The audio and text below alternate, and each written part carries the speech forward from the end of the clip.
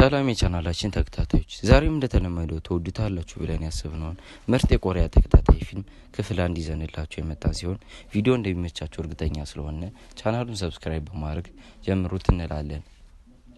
ትዕይንታችን የሚጀምረው ሁለት ወንድና ሴት በወታደሮች የተሳደዱ ሲሆን ቦታውም ከብዙ ዓመታት በፊት የነበረ የኮሪያ ደን ውስጥ ሲሆን የሚያሳድዳቸው ወንዱ ማለትም ኪን የሰው ደም ይጠጣል ተብሎ ስለተገመተ ነበር።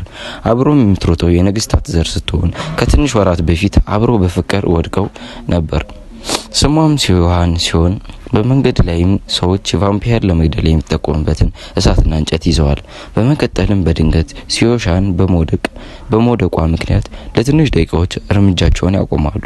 ኪንም ይህን ቢመለከትም ብቻውን ለማምለጥ ስላልፈለገ በመቆም እጁን ዘርግቶ ያነሳታል። በመቀጠልም ወታደሮቹ መንገዱን ዘግተው ያቆማሉ። በተቃራኒ አቅጣጫም ለመሮጥ ቢሞክሩም ከኋላ ወታደሮች ከቧቸዋል። ምንም ማምለጫ እንደሌላቸው የተገነዘቡ የወታደሮቹ አዛዥ ቀስተኞቹን በእጁ በማዘዝ ለመግደል ሲዘጋጁ ሲዮሻን ተስፋ በመቁረጥ ጥፋቱ ሙሉ ለሙሉ የሷ እንደሆነ በመናገር አብዝታ ይቅርታ ትጠይቋለች። እሱም ሁኔታውን ካየ በኋላ የመጨረሻቸው እንዲሆን ስላልፈለገ ትክክለኛ ማንነቱን ለመጠቀም ይወስናል። የወታደሮቹ አዛዥ ቀስቱን እንዲልኩ ሲያዝ እሱም አጠገቡ ያለችው ሲዮሻን ወገቧን በመጨመቅ ከሰው ስራ በላይ የሆነው ሰማይ ላይ መብረር ያሳያል። ወታደሮቹ ምንም ያክል ቀስቶች ቢጠቀሙም ድርሱባቸውና ሊመቷቸውም አልቻሉም። ከዛም በቀላሉ በጫካ ውስጥ በነጻነት መብረር ይጀምራል። የዚህም ሰዓት የወታደሮቹ አዛዥ ከሁሉ ቀስቶች የተለየች አንዲት ቀስት በማውጣት መመልከት ይጀምራል። ቀስቷም ከንጉሱ የተሰጠው ሲሆን ከሰው ኃይል የተለየ ያላቸውን ሰዎች ለቀናት አቅማቸውን ማዳከምና በትንሹ ጉልበታቸው መቀነስ ይቻላል። ወደ ዋናውም ትዕይንት ስንመለስ በሰማይ ላይ የበረሩ ሲሆን አዛዡ ምን አጋጣሚ በመጠቀም ወታደሮች በሚያሳዱት ተቃራኒ አቅጣጫ ሆኖ በቀስት እጁን በማስተያየት ይመታዋል። ከዛም ድርጊቱ ማድረግ ስለከበደው በበረዶ ላይ እሷን ይዞ ይወድቃል። ሁሉም ከበው ሲይዙት ወደሱ መገስገስ ሲጀምሩ እሱም ይህን በማየት ምንም ማድረግ እንደማይችል ይሰማዋል። ከዛም ማምለጥ እንዳለባቸው ሲዮሻን ስትነግረው እሱም በሄዱበት ሁሉ እንደሚከተላቸው በመናገር ማድረግ ያለበት እሱ መጋፈጥ እንደሆነ ይነግራትና በመነሳት በሚገርም ፍጥነት ወደሱ መገስገስ ይጀምራል። ከዛም ሙሉ ለሙሉ የአይኖቹና የጥርሱ ሁኔታ በመቀየር ለማጥቃት ጊዜ ሳይሰጣቸው አንድ ባንድ አንገታቸውን መቁረጥ ይጀምራል። እነሱ ምንም ጥቃት እሱ ላይ ማድረሳቸውን ሳይጀምሩ እያለቁ ሲመጡ ሲዮሻን በፍርሃት ታየውና እንደጨረሰ ሄዳ ታቅፈዋለች። የዚህም ሰዓት ኪን በመረጋጋት የሰውነቱ መልክና ወደ ነበረበት ይቀየራል። ከትንሽም ሰከንድ በኋላ አንዱ ወታደር ሙሉ ለሙሉ ባለመሞቱ ምክንያት ቀስቱን ወደ ኪን ማነጣጠር ሲጀምር ሲዮ በማየቷ ቀስቱን ወደ እሷ በማድረግ ህይወቷን መስዋዕት አድርጋ ትሞትለታለች። ከዛም አቅም አጥቷት ስትወድቅ ትዕይንቱ ይቀየርና በኮሪያኖቹ አቆጣጠር በዘጠናዎቹ ይወስደንና ሶስቱን የኪን አገልጋዮች ኪን ከመቃብር ውስጥ ሲገባ ሚያነቡለትን እያሉት ይገኛሉ። ከዛም የሁሉም የቫምፓየር መሪ እንደሆነ ማንም የሰው ፍጡር እሱን እንደማይረሳው ከዚህም በላይ የሚያምር ቁመና እንዲሁም ዘናጭ የሚባል ሰው አይነት እንደሆነ ሲናገሩ እሱም ፈገግ ብሎ ይሰማቸዋል። በመቀጠልም ከአገልጋዮቹ መሃል አንዱ ሴቶችን እንደማያከብር ሲናገር ኪን ኮስተር በማለት ወሬውን ቶሎ ይቀይርና በሴቶቹ በጣም ተወዳጅ እንደሆነ ያወራለታል። ብዙ ማይረሱ አመታትም አብሮ እንዳሳለፉ ተነጋግሮ እርስ በርስ በመታየት በስንት አመታቸው ቫምፓየር እንደሆኑ በመጠያየቅ ጭቅጭቅ ይጀምራሉ። የዚህም ሰዓት ኪን በመናደድ ስለሱ የሚያወሩት እንዲቀጥሉ ሲነግራቸው እነሱ ግን እሱን ሳይሰሙ መጨቃጨቃቸውን ይቀጥላሉ። ከዛም ከቦታው በመቀመጥ በጮት የዛሬው 100 አመት እንዳያገኛቸው ዛሬም እንደዛው እንደሆኑ ተናግሮ እንዲቀየሩ ሲያዛቸው ከዛም ከዛሬ 100 አመት በፊት የሚኖሩበትን ቤት ሽጠው ይህ እንደገዙ እናም የሱን ውድ ልብሶች የት እንዳደረጓቸው ሲጠይቅ ከዛም ሁለቱ መጣላት ይጀምራሉ።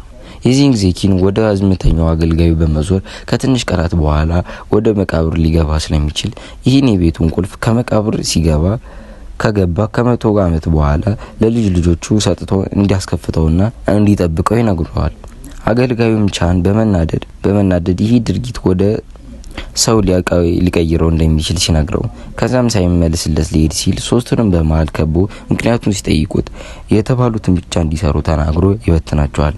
ከዛም ትዕይንቱ ሲቀየር ስለ ቫምፓየር ታሪክ እያወራን ሲሆን የግድ ለመኖር የሰው ደም እንደሚጠጡ ሰዎችም በዚህ የተነሳ እንደሚፈሯቸው ግን ቢምቢ የነሱን ደም ለመምጠጥ ፈሪ እንዳልሆነች ተናግሮ በብርጭቆ የሰው ደም በመጠጣት እያጣጣመ ይገኛል።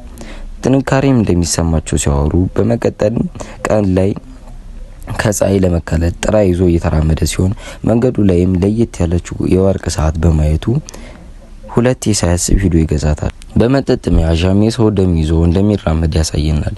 ያለምንም አጋዥ ጣራ ላይ መብረር እንደሚችሉ እና ማታ ላይ ሁሌም ድግስ እንዳላቸው ሲያወሩ ሱቅ ውስጥም ዘመኑን የተከተለ ሱፍ የገዛ ሲሆን ባለ ሱቁ ሱፉን ሲለብስ ግርማ ሞገስ እንዳለው እንደሚያምርና የነገስታት ዘር እንዳለው ሲጠይቀው ከዛም ሰዎች መስታወት ማየት እንደሚችሉ እሱ ግን የራሱን መልክ እንደማያይ ይገልጻል።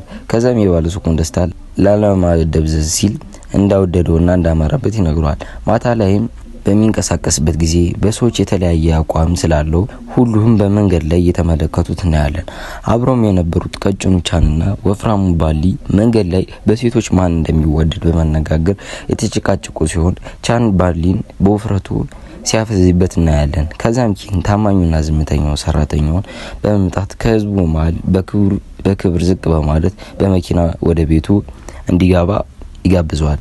ከዛም ቃል የገባውን ነገር መፈጸም የሚጀምረው ከዛሬ ማታ ጀምሮ እንደሆነ ሲነግረው በቀጣይ 100 ዓመት በኋላም የተለየ መኪና ገዝቶ እንዲጠብቀው ነግሮት ከቤቱ ዳር ይወርዳል። ከዛም ቤቱ ተቀምጦ በማዘን ስሜት ውስጥ ሆኖ ብቻውን መሆኑን እንደከበደውና የናፈቁት ብዙ ሰዎች እንዳሉ እየተናገረ ትዕይንቱ በዚህ ያልቃል። ከዛም ትዕይንቱ ተቀይሮ ቀውጤ ወደ ሆኖ ጭፈራው ይመራል። በመቀጠልም ሁሉም በሚባል መልኩ ደስተኛ በመሆን ማታ አዳሩን በሙሉ ነፃ ምግብና ነፃ መጠጥ ሲቀምሱ ይውላሉ። በዚህም ብዙ ሴቶች በዳንስ እየተሳተፉ እናያለን። ኪን ደግሞ ከላይ በመሆን ሁሉንም እየተመለከተ ሲሆን በልቡም ሰዎች ቫምፓየር ይጣላሉ። ይህም የሆነው ብዙዎቹ ደም ጋር ተያይዞ እንደሆነ እያወራ ለብዙዎቹ ያስባል። በዚህም ሰዓት ተንኮለኛው ቻርሊ ጠንካራ መጠጥ እንደሚፈልግ ተናግሮ ምክንያቱም ሲጠይቀው አስተናጋጁን በመቆጣት ለሴቶች እንደሆነ ይናገራል። ከዛም ግን እንዳያበዛው ይነግረውና ተሳስቀው ይለያያሉ። በመቀጠልም ሰዎችን አልፎ አንዲት ቆንጆ ልጅ አገኘና እንድትጠጣ ሲጋብዛት እሷን ፈገግ ብላ አሁን የሷን የሰጣትን መጠጥ እንደማትወዱ ተናግራ ልፋቱን ሁሉ ገደል ታገባበታለች። የዚህም ሰዓት ንዴቱን ዋጥ አድርጎ ሙሉ ቤቱ ድግሱ የሱ እንደሆነ ተናግሮ በትንሹም ቢሆን የሷን ትኩረት ለማግኘት ሲጥር እሷም ነገሩ ስለገባት ፍቅረኛ እንዳላት እሱንም እንዳለው ስትጠይቀው አዎ ይላትና ግን በህይወት እንደሌለች በቅርቡ እንዳጣትም ይነግራታል። እሷም ምን እንደሆነች ስትጠይቀው አርጅታ መሆኑን ተናግሮ ይባስ እንድደነግጥ ያደርጋታል። ከዛም አሁን ፊት ለፊቱ የሆነች ቆንጆ እንዳየና እድሜ ልኩን አብሯት እንደሚኖር ሲነግራት እሷም አሁን እንደሱ የሆነ ቆንጆ እንዳየች ተናግራ ወደ ኪን ተጠቁመውና ሚያቆ ከሆነ እንዲያግባባ ስትጠይቀው ንዴቱ ወጥፍ ይጨምርና ልጅቷን በንዴት በማየት አሰሪዋ እንደሆነ በማስታወስ ሁሉንም እንደሚሰሩ ተናግሮ ከሱ ይልቅ ራሱን ለማስከበር እየሞከረ ሳለ በድንገት ሳያውቀው ጭቅጭቁን ይጀምሩና ዋናው አዘፋኝ በመምጣት ጆሮውን ይዛ ወደ ስራው እንዲመለስ ተናግራ ደንበኞቹን ይቅርታ ጠይቃለች። ኪንም ከላይ ሆኖ የሚፈጠረውን ያየ ከሳቀ በኋላ አጠገቡ ለሴቶች በመምጣታቸው ሰላም ካሉት በኋላ በጣም እንደሚያምር ከነሱ ጋር መኖር ከጀመረ የነገስታት ዘር ስለሆኑ ለሱ ጥሩ እንደሆነ ሲነጋገሩ ከዛም በመቀጠል ፍቅረኛ ካለው ሲጠይቁት እሱም ይቅርታ በመጠየቅ ሰላምታ አቅርቦ ይሄዳል። ከዛም ከቤቱ ወደ ንፋስ ለመቀበል በሚሞክርበት ጊዜ የገዛ ወንድሙ የሰው ደም እየጠጣ እናያለን። የዚህም ሰዓት በመጥፎ ሁኔታ ሰውየው እንደሞተ ሲመለከት ከመተዳደሪያ ደንባቸው ወጥቶ ከሚያስፈልገው ደም በላይ እየተጠቀመ እንደሆነ ይነግረውና በዚህም ከቀጠለ ራሱ አድኖ እንደሚገሉ ያስጠነቅቀዋል። ወንድሙም ሳይደነግጥ ሰውየውን ስካር ላይ ስለሆነ እንጂ እንዳልሞተ ገልጾለት የመግደል ሙከራ መቼም እንደማያደርግ ተናግሮ ጥሎት ይሄዳል። ለብዙ ደቂቃዎችም ቆሞ ካሰበ በኋላ ወደ 4ቱ የቫምፓየር ሰራዊቶች ወስደናል። ትዕይንታችንም በዚህ ይጠናቀቃል። በክፍል 2 እንገናኝ።